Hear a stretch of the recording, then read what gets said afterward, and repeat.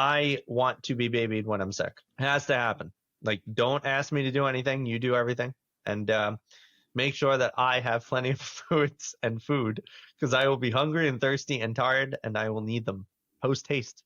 The number one thing that matters is yourself, your health, your body, your soul, and your mind. I need to go play poker on Friday nights because, when I win, I become a better father.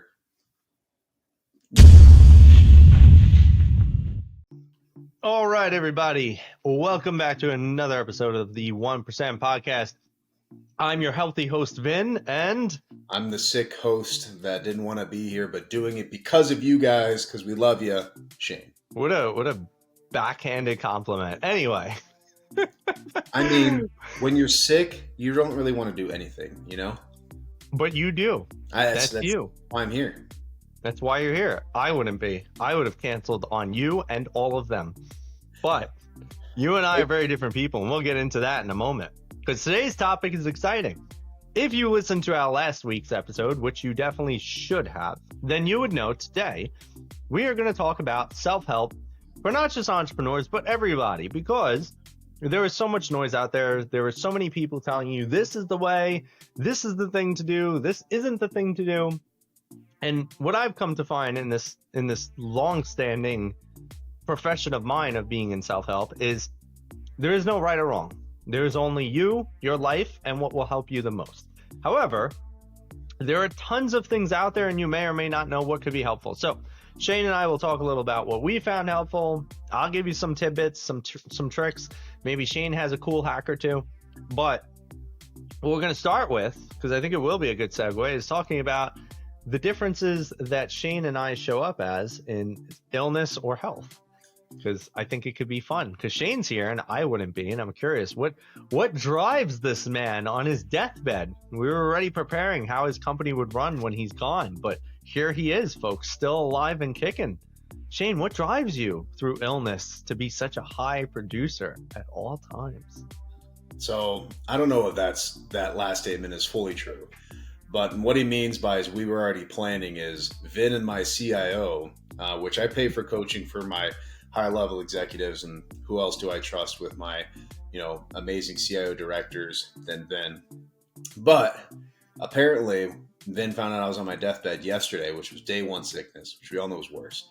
So Vin's already trying to figure out, well, how can I step in and overtake, the VA group while Shane's still sick, quote unquote. So very hostile takeover. There'll be tanks and a formal military coup involved. Damn, going straight Russia to Ukraine right now.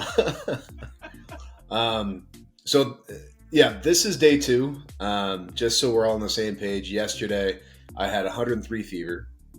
I want to talk about my symptoms a little bit because they're a little weird. They're not like normal flu-like symptoms. Right now I have something stuck in the back of my throat and obviously some sinus issues here.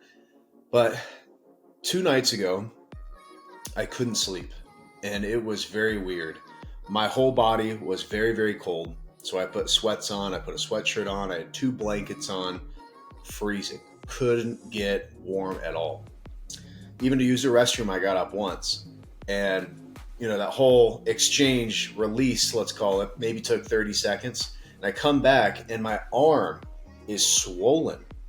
And I'm like, well, I know if your left arm is starting to swell up, it may be signs of a heart attack or a stroke, right? Because it was strictly on my left arm. And so I told my wife, I'm like, hey, I don't want to go to the hospital. And the reason why, we have a 4-month-old daughter, and we have a 2.5-year-old who is also sick. And my wife is feeling the same symptoms. So the last thing that I want to do is throw it all on her. Obviously, if it was a life or death situation, I'd go into the hospital. But I said, look, let me just wait it out. The stiff armness went away. But then my face was so numb. It was weird. Like my cheeks were numb. My nose was numb. My whole head was just numb. And then I felt like I just got a needle straight to the heart with adrenaline. My whole body was exhausted. We've all had those nights too where you drink too much caffeine and you can't fall asleep. So imagine like that, but times 10. It's just your eyes are so heavy because you're exhausted. It's 2, 3, 4 in the morning now, and you can't get any sleep. My shoulders are just so painful. So those are types of what I was experiencing. So the next morning, I wake up and I have a mild severity of what that is throughout the whole day. I can't get out of bed. It's so bad, I just can't get out of bed. So I cancel all my meetings. I end up door dashing some pho, and I just pretty much stay in bed and I drink lots of liquids. And I watch some TV shows with my son, and that's it. But what Vin's getting at specifically is I don't like being taken care of. Specifically when I'm sick, it's just weird. It's not like a demasculinity type of thing. It's, or our masculinity thing, like, oh no, you don't take care of me. I just don't like being taken care of, I guess almost period. Like it's weird. It's just a mental thing with me. My wife knows this. So yeah, she didn't even bother to ask, which is great because I would have said, no, I can do it. I got this.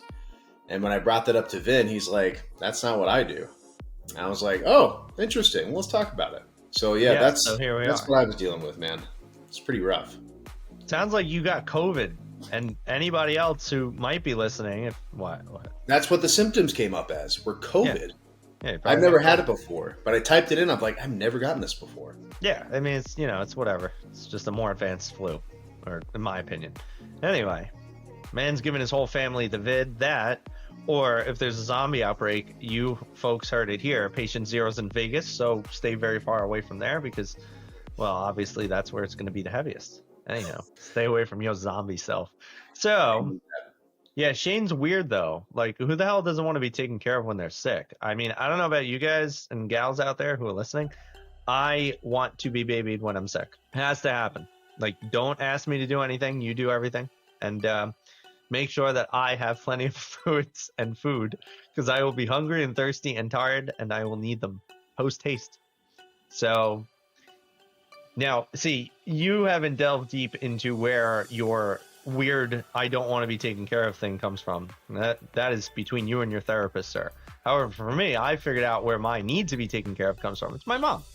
When I was younger, my mom would always make sure if I was sick that I had everything I needed. She would take off from work and she would make me pastina, which for those of you who aren't Italian, they're these little tiny pastas that are shaped like stars.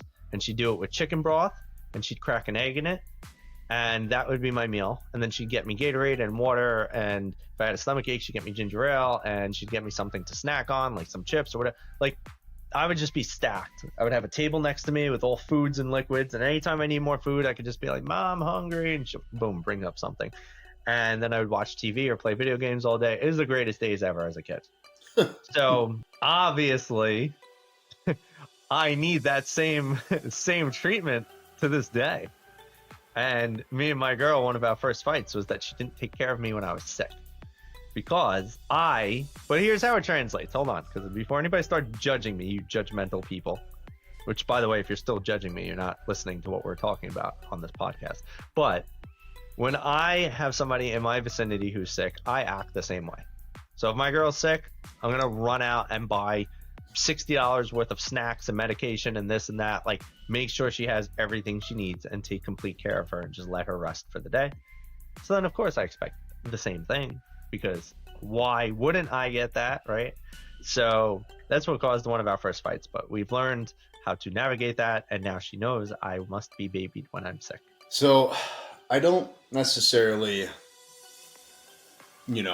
I can't judge you fully because you reciprocate. I think that's what people are going to applaud on. But my mom also took care of me. She put the sheet on the family couch. She put a sheet on there. Sheet on the bed. She took a sheet on the bed. Sheet on, yep, not on the bed, on the couch. She's usually always in the family room by the kitchen. I see a sheet on the couch. That must have been uncomfortable for everybody. Liquids, Kleenex, food, Gatorades, same thing. But then you're an adult. You grow up. You do that stuff on your own. No, not when you're sick. Not when you're sick. No, sir. Maybe it's because I've actually been single. I don't know if you've ever been. I went to my apartment when I was single and sick. Well, see, your mom came and did that. Damn right. So let's play this. If my mom called me and I was single and living in an apartment at the time, she would definitely say, "I'm going to come down and help you out," and I'd say, "No, don't do that. You don't need to do that. I'm a grown man. I can take care of myself." That's where I see it as. Like, I don't need to be babied. I don't need somebody to help me out. I don't need It's it either. I just want it because it's freaking great.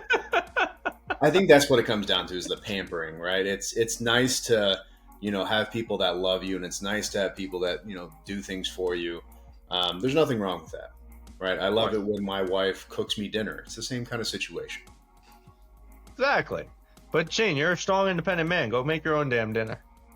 I do almost 4 times a week, so I'm right All there with right. you. Yeah. And It's do. okay. I mostly do the cooking in my house too. I Yep. love when my girl helps, but I also think that, and she knows it too, so I'm not even saying anything that she'd be offended by. My cooking's better. Yep. It just is. She loves my food. She said, "Hell, I'll make something." She'll be like, "How did you cook it this way?" And I'm like, "Well, you just do X, Y, and Z." It's very interesting. So I'll finish working, and then if there's no dinner, and we have food in the fridge, I'll just be like, "All right, I'll start cooking." It's very rare that I'll be like, "Oh, I'm too busy or too tired or whatever. I can't cook." Sometimes I am too busy, and then that's where my girlfriend really steps up, and she'll bring me some food. And I love that. Ladies, any lady listening, if you bring your man food, he'll feel more loved by that than you coming out in the sexiest lingerie he's ever seen. I'll bet any of you ladies any amount of money that is a fact. Are you gonna disagree with me? I mean, I thought about it. I kind of want the best of both worlds, But if you had one that filled your love cup more, what would it be? Because for me, it's food. Yeah, it'd be food. It's food. Ladies, you got two men here Yeah. who agree, and I'm telling you, I like to speak for all of us out there. But that's also for, I can't classify all women. That's also for my wife. The way Sure. to my wife's heart is definitely food and cooking. Oh, I didn't say food for women. I said food for men. I know, that's what I'm saying, but I Oh. also think it goes both ways. My wife loves when I cook for her. Hmm. Interesting. Well, that could probably get into the love languages thing, but that's not our topic today, so we're gonna avoid that conversation. So, anywho, I think what we could do now is self-help actually could also tie into why we do or do not get sick, depending on your self-help regimens. I've come to find I really very rarely. Ooh, wait, before we leave, that's another thing. I very rarely get sick. So, on the occasional one or so times per year that I get sick, yes, I want to be taken care of because I barely ever do it. Now, if I was sick every week, I might be more of your approach of like, I got to learn to do this crap myself. That happens so rarely. I just want to enjoy being sick. I don't get sick very often either. I'm probably the same, maybe once or twice a year, Except for when you have COVID and infect your family. So, apparently. for self-help, I'm curious, Shane, what is your biggest and best forms of self-help? What's your thoughts on it? What do you think some entrepreneurs or everyday people could start applying to their lives to really make it better? I always go first with this kind of stuff, and then Vin one-ups me. Vin was so excited to talk about this segment, so I'm throwing it back to you, Vin. I always start with the self-help here, but it's my turn to, try and one-up, Vin's comments here. But see, here's the thing. If I follow you, your stuff still looks great because people heard it first. If you follow me and I've already one upped you, and now it's just like you can't compete. People should stop listening after me. I'll take my chances. Not getting out of this one. So I've obviously been in this industry for quite a little bit. I always hear people saying, you got to do this, you got to do that. Like, you got to take the ice bath. You have to go into the friggin' saunas. You have to meditate for 40 minutes. You have to do your gratitude journal daily. You have to do an intense workout in the morning and a walk in the sun and stare at the sun and put your feet in the grass. Like, at one point, I was doing probably 3-hour morning regimens. Like, not exaggerating. I would wake up, I would no phone it for an hour. I would meditate. I would journal. I would read. It would be this whole thing. I would also make sure that I did my walk undisturbed. I would listen to the audio book. I mean, my self-help regimen was so freaking extensive that I actually felt like I didn't have enough time in the day to do other things because I was trying to fit it all in. Do the cold shower, then go to the sauna after your workout, and it just doesn't work in my opinion. Like, Don't get me wrong. If you somehow have 3 hours every day to do your self-help regimen, cool. I did not have that time. I doubt most people have that time. I doubt Shane has that kind of time, especially busy people. And when I say busy, maybe it's not busy, maybe it's productive. Like I like to think I'm productive. I have a lot of crap to do. I can't imagine sitting here for 3 hours anymore. It's just not helpful for me. So I've come to learn through sifting through all the noise, realistically, what people are telling you is what works for them. I don't think there is one right or wrong way of doing it. And for me, I actually combine a few different things. So, for instance, if you understand meditation, meditation is just sitting with yourself. It doesn't matter how you do it, it is a state of being. Meditation is not a thing you do, it is a way you be. I don't know if that sentence makes sense, but I hope you all get it. And so, in that, I have actually learned that I meditate while I'm in the gym in the middle of an intense workout, which is interesting because now it combines maybe three of the self-help practices in one, saves me time, energy, and effort. Because I could be in the gym in a heavy workout, getting a great exercise, pumping up my body, putting it through stress, thinking deeply, and then I wind up journaling some of my thoughts most of the time, actually, because my thoughts go into such great places. So I combine journaling, working out, meditation in one practice. I don't like cold showers. I hate them. And I don't hate them because they're cold showers. I like cold plunges. I just think cold showers are stupid. I don't like that it doesn't evenly hit the body. I don't like that you're just waiting for this freaking thing to pour into your face. I hate it. I'm not doing it. I don't care. Reading happens when I have the opportunity to read because I'm intentionally trying to educate myself. I find ways to educate myself every day. And for me, the most important thing for gratitude and perspective is being present with my family. Like, I don't need to sit down every day and write a gratitude list for myself. What I do every day is I create heavy perspective. And how I do that is by being very, very present. So, for instance, I'm very good at separating business and personal time. I have no social media on my phone anymore. Like literally my phone is boring. I have nothing to do on it. So half the time I just leave it away from me. You know what that allows me to do? That allows me to be with my daughter. And I learn to be present and appreciate moments. That's my gratitude list. I could appreciate that my girl is home taking care of my kid. I could appreciate that maybe she cooked a meal for us. I could sit with my daughter and appreciate the way she says dad dad or how she laughs. And so there is no right or wrong way if anybody's understanding the message I'm giving is that there is no right or wrong way. And for me specifically, I found my ways to actually incorporate the self-help, self-growth practices into what I'm doing daily and make it more of an intentional thing than just I'm going to carve out 3 hours of my morning to do all of the things. And so for me, it's always been a struggle of knowing, well, what's the best thing until I was able to learn there is no such thing as a best thing. It's just what can you do to enhance your life? And I believe I don't want to say I believe I've found it, but I do believe that I've taken the steps to really create something powerful for myself. And I will continue to tweak it as I go. Should have gone first.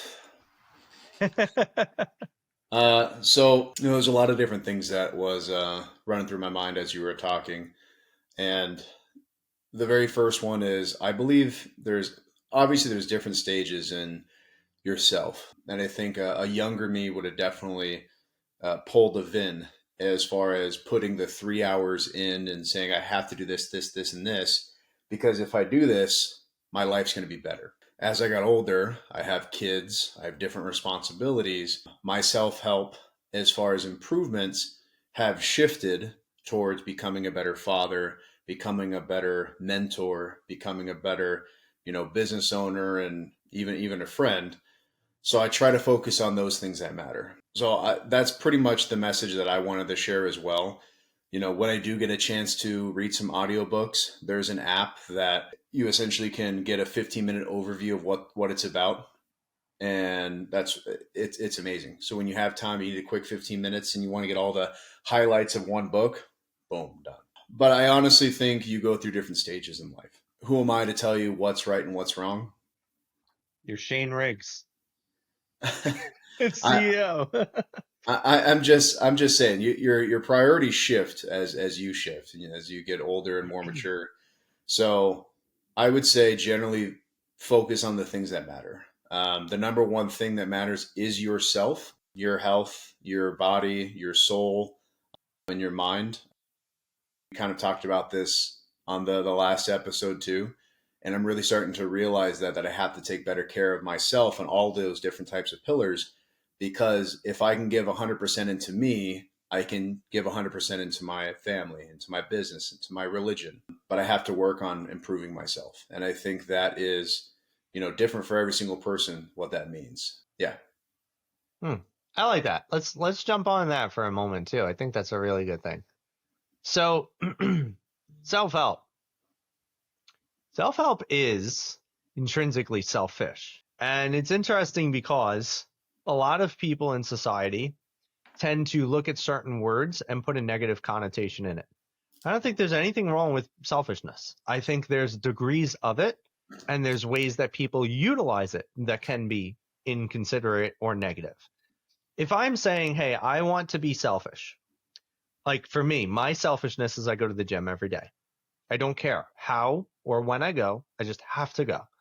And if it can't fit into the schedule, I make it fit into the schedule. And there's almost a level of expectation too in my relationship that my girl will help accommodate that if it needs to happen, But that expectation is there because I've also stressed how important it is to me. Why must I go to the gym? Well, if I go to the gym, I have more energy. This is noticeable. There's also plenty of research to back it up. It's not just my opinion.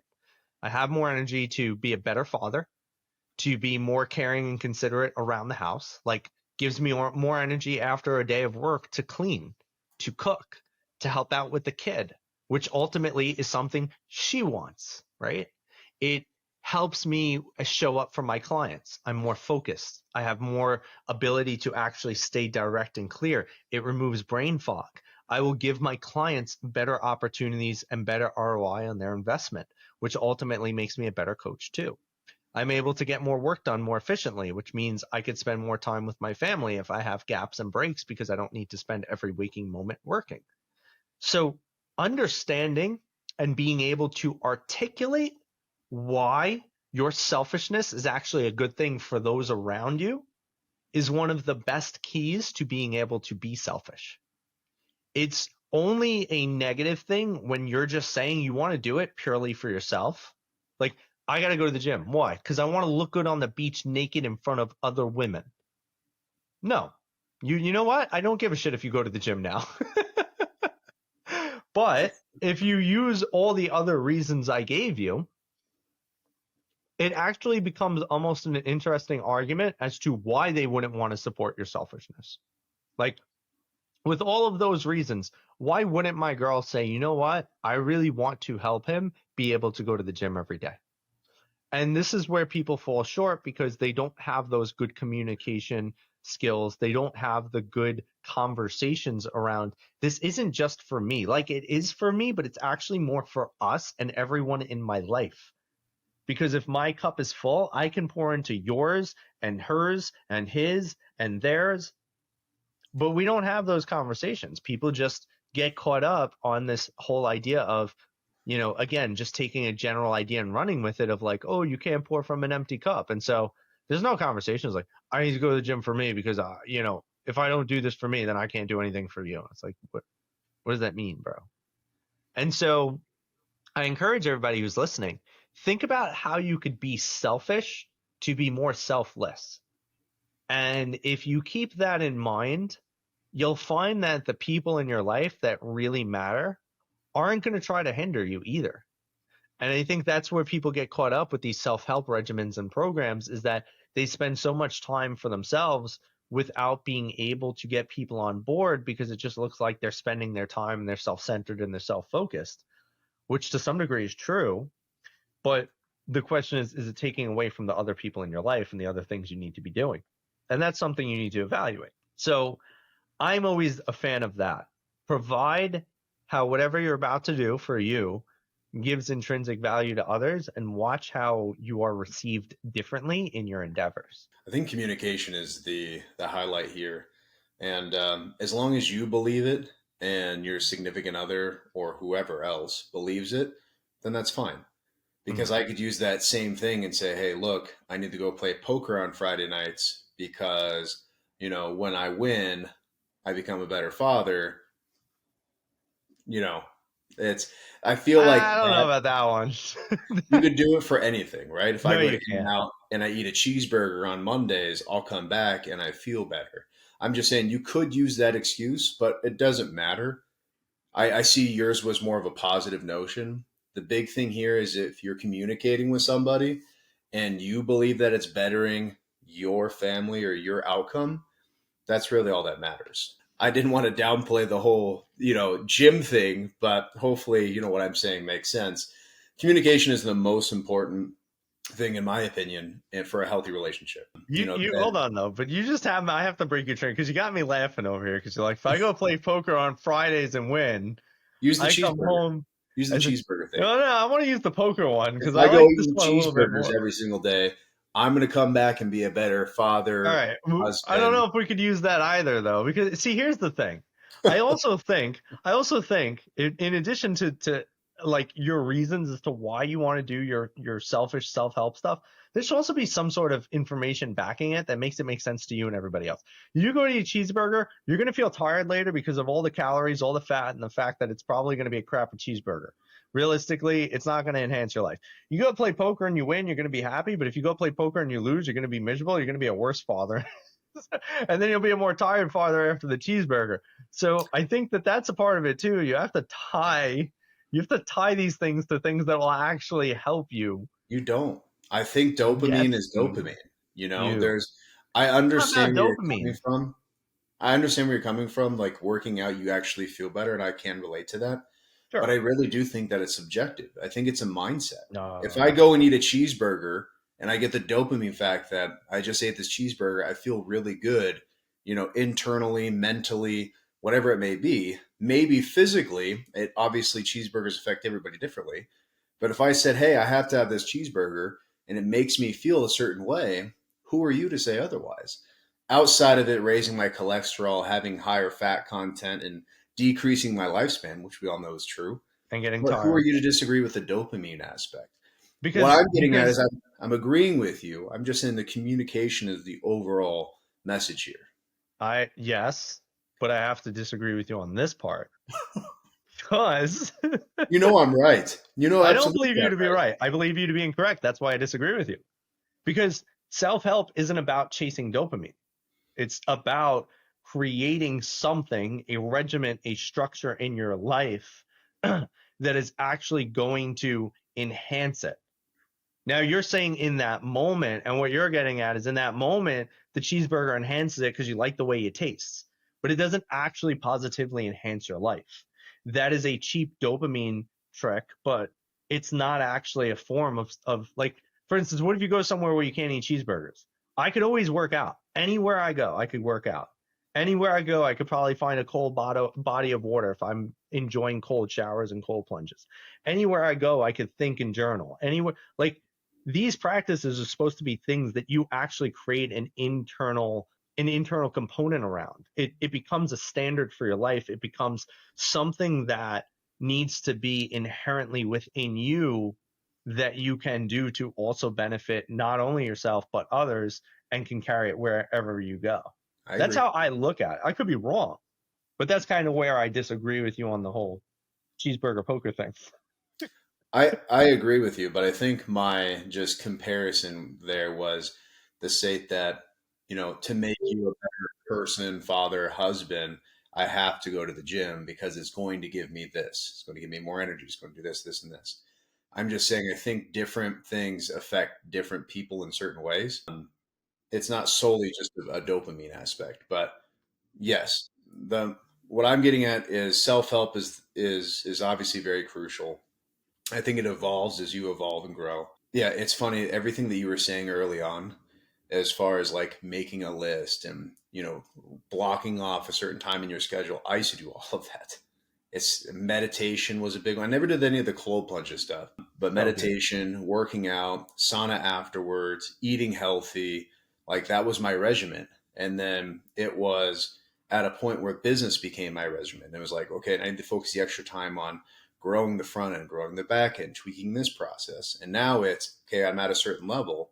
Now it's family. Okay, how can I be a better father? How can I be a better husband? How can I, incorporate religion a little bit more into their lives? And it's really fun to see myself grow internally. But I think that's my biggest message that I can give is don't be stuck on certain things, especially if you don't think it's improving your life. I'd see I'd see your goals and your aspirations, and see what really is that you want to be, or you want to do, and I'd game plan that out and how you're going to get there. So I also have another thing, because I know this episode we're supposed to give some tips, tricks, and hacks. One of the biggest hacks, because I think we gave some tips. I don't know if we've given the tricks yet, but here's a good hack. The biggest hack is that, and this is backed by science, by the way, is that your brain and your body make associations with your environment. If you've ever been somebody who games in the space that they work, or vice versa, if you've tried to work in the space that you game, you might find that you have trouble focusing on one of those tasks. Like, you might be in your workspace and then you might start gaming because you're trying to relax, and then you're starting to think about work, or vice versa. You might know that you have to work, but you're in a gaming space and now you're really getting distracted by gaming while you're trying to work. And the reason is that because our bodies, our brains store memory. Memory is everything, though. Memory is your feeling. Memory is what you're doing repeatedly, the habits, the behaviors, the actions, etc. One of the biggest ways to create massive shifts in your life is to actually match your environment to the goals that you have. So they've done a lot of research, for instance, to show if you do something simple, like, for instance, in my office, I have a little seat over there, that I have created as a co-working space. So when I'd have friends come over or a business partner come over and we work on stuff, they'd always sit over there. I'd sit over here and we'd be doing work together. I don't have any stored memories of sitting over there in that spot. So if I wanted to give myself a fresh slate, for instance, and really just be super dialed in at work, what I would probably do is take my laptop and go sit in my co-working space and create a pattern for myself, an area of recognition over there that is dedicated to my work. Coincidentally, they found that research shows, like, when people are trying to work from the bedrooms, usually they're a lot less productive than if they have a different space in their house. If people are trying to rest in their bedrooms and they work in there, they actually have a harder time resting. Scrolling. If you're used to scrolling in bed, your brain associates laying in bed with probably dopamine, with some form of pleasure, with high usage, high activity, because of the fact that you're playing with your phone or you're on your electronics, or whatever the case is. So consciously creating an environment is actually extremely important to changing your behaviors and creating specific outcomes. So if I'm, for instance, trying to create a habit of going to the gym, and I know I get stuck at, I don't know, let's say I get stuck at right after work, I take a break and then I don't go to the gym. Well, one thing you might want to do is put your gym shoes out. And this might sound simple, but it's truly something that could be a game changer. Put your gym shoes out before your last phone call, or maybe on your lunch break, or whatever the case is. Get your gym clothes ready, change into your gym clothes, whatever you could do so that you don't have lag time. Start switching how you operate in your environment. If you're having trouble working because you also relax in the same room, or you're having trouble working because you game in the same room, move your workspace, move your gaming space, create dedicated areas. The research also shows that whatever you're trying to do in the dedicated area, the productivity of that, or the enhancement of that, goes up, because now the brain and body aren't confused anymore. It's not like, wait, we always play video games in this area, now he's trying to work, so, like, do I work, or should I tell him we need to play video games because we're in the gaming area? And you start breaking down the confusion in your mind and body and creating more intention in your environment, which will help you actually shift towards hitting your goals better. So that's one hack that I have for you guys. Shane, I don't know if you have any productivity hacks for our listeners to enhance their personal development, but if you do, let's rip it. Otherwise, maybe you got another tip or trick. I want to leave these people with some meaty stuff today, Shane. I don't, but I really want to carry on to what you said, which Sure. I'm actually really starting. I'm really glad that you're going first these days. Um, so it's so funny because when I first started becoming an entrepreneur, work from home, I didn't know any better. And then my whole thing would be I'd work in the kitchen because I didn't have an office at the time. Remember, this was over a decade ago. And the problem about working in your kitchen is you come across distractions. We have a dog. Oh, I can take the dog for a walk. Dishes from last night. I got to do those dishes. Oh, you know what? Now it's lunch. Oh, well, I'm really full. The TV's right there. I can watch a quick TV show. Good to go. All these distractions come in, Mm. and next thing you know, it's 5 o'clock and your workday's gone. So I actually did exactly what Vin is talking about, except I rented an office. I went to co working, which is funny that you brought that up. And I rented an office. For years, I would do that because I knew if I took myself out of my comfort, out of my element, that I would have to focus on work because I didn't have any other distractions there. And that really just completely 180'd my entire mindset. Then, after I became successful, I actually built a little tiny office. Right? It was an IKEA desk at the time with my laptop there, but I actually had a good 3 to 4 hours worth of work a day coming in. That's the thing. When you have to work and you have to get things done, you're zoned in. And I think that was the biggest thing is I kept doing distractions and I kept doing things because I wasn't really busy. I wasn't making myself busy. Mm. So then I started working from my home office a little bit more, still going to co-working and just doing the back and forth thing. And I was able to get rid of those distractions. So I think if you're having those problems of getting distracted at your home, try renting an outside office. There's no distractions. You're out of that element. And then temporarily go to your home office and see how you are. See what your mannerisms are like. It's that, to be honest, that was completely shifted my business. Now I haven't used a co-working in 4 or 5 years because I know what I needed to do in my office. I still have distractions here, right? My TV's right here. I have some other things that are distractions, but I know when I got to work, I got to work. And I think that's the maturity that kind of comes with it too.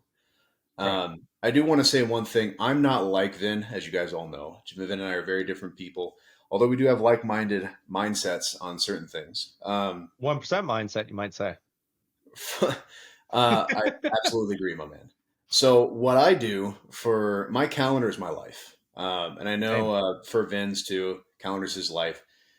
If you aren't that way, make it your way. Put Yep. every single thing on your calendar. Going to Starbucks, put it on your calendar. Going to Yep. lunch, put it on the calendar. Go to the gym. If your gym thing, your session is after your last appointment, even just the reminder popping up, it gives you that subconscious, like, okay, go to the gym. It's the next thing you got to do. That's what helped me out, is just putting it on the calendar. So I go to the gym 4 times a week. My gym is at my home. I go downstairs in the garage and I have a little tiny gym that's set up there, but I put it on my calendar and I go to the gym. I go to work, right? So those would be my little hacks. Like I said, I'm kind of carrying off of what Vin was saying. I thought that's great. Yeah. Yeah, I think that's the biggest, you know what? We'll give that as the trick. The one thing that every entrepreneur should do. Actually, I think this should be a non-negotiable. I teach this to all my clients. Like if you're my client and you don't do this, you and I start having problems. You have to learn to live by your calendar. And a lot of people are afraid to do that because they're afraid of quote unquote giving up their freedom. The kicker is you have more freedom because you always know what you're doing. And when you always know what you're doing, you're more intentional. And when you're more intentional, your life flows better. For instance, I don't have to plan every little thing in my day now because I have such a handle on what's most important on my calendar that everything else I could just plug in. Like I just know where I have the gaps. I know what's going on. I color coordinate my calendar. If I had no information, for instance, if I had nothing there and I just looked at the colors on my schedule, I would know everything I was doing at every given time because of the fact that I've gotten so good at color coordination and understanding what's going on in my calendar. And so I encourage everybody to live this way because if you do, you'll actually find you have more freedom. you'll find that you are actually more intentional, and you'll find that you are more productive and you can get things done. And you'll never, ever, ever be unreliable ever again, because a lot of the times people that are unreliable are just unreliable because they're unorganized. But then the question is, do you want to conduct business or have a friendship with someone who's so unorganized that they don't know what's going on? Like, doing business with someone who's unorganized is awful. I hate doing it. Being able to have a friend that is unorganized is even worse. Being able to have a friend that maybe will show up, maybe won't show up, it's terrible. So I always recommend get organized, take control of your life, and make sure that you are living intentionally. And a calendar will help you do that. Absolutely agree. I mean, I don't really have much more to add to that one. I think this was a phenomenal episode. There's no part 3 to this one. I think we've wrapped it all up. So it's definitely going to be a whole new adventure here for our next episode. We appreciate you guys so much for, I think we have 5 new fans now. So Ooh. to all of our followers and fans, we appreciate you guys. We do this mainly for fun, but it's just an added bonus that we have some advocate viewers and followers. Yeah, we got more stuff to come in the future. It's fun for now, and in the future it's going to be fun for all of us. But we'll let you all discover what we do in the future. For now, thank you as always for joining us. Let us know what you thought of the episode. Leave a review, like, share, comment, share it with a friend who could use this, especially this episode, guys. This is an episode based on how you can support yourself, get your most out of life and business through these tips, tricks, and hacks of being an entrepreneur, or anybody really. So keep us posted. If you have any questions, please reach out. We're always happy to answer. Otherwise, stay tuned and join us next time on the episode of the 1% Podcast with Vin and my man, The Sick Shane. Sick See you Shane. guys.